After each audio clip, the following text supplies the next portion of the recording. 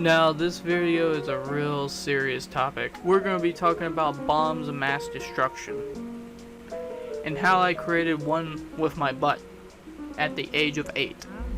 I was a young lad and didn't really like math, but I had the brain of Jimmy Neutron and Dexter's Laboratory mixed into one brain with a dash of Elmer Einstein. Said it wrong, but anyway, you get my point. I knew how to make stinkers out of my butthole. My secret Krusty Krab formula was to eat a bunch of shit and make my stomach sick.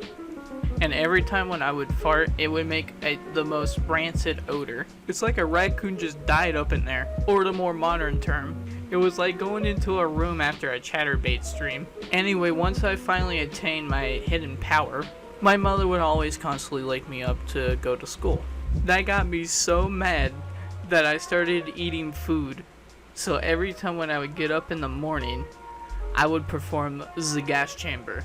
To be honest with you, I'm not really happy what I did next, but it's funny, but also like shame on me.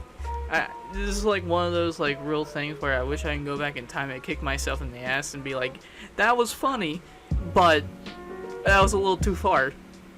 So back when I was a kid, my family was always constantly poor, and we used to drive around in a Buick. And this is where it gets really fucked up. I think all the windows except for one was broken. So now knowing this knowledge, every time when my mother would drop me off to school, I would open the door, shoot one silent fart, and then shut the door.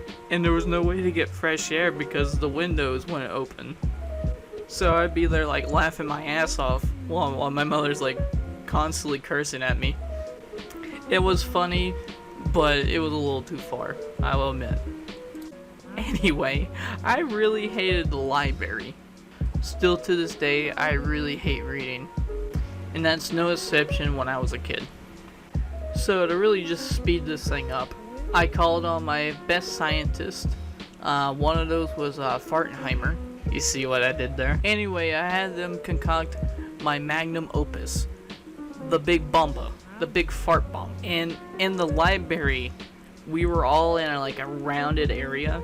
So I knew for a fact in my big brain that it was gonna hit everyone once I dropped this bomb. So anyway, on that fateful day, I went into school, and one of the main activities was library. And I sat there and just grinned cheek to cheek. I'm like, oh, this is gonna happen. I'm already feel the bomb being ready. And we get there and we're all in like a rounded space.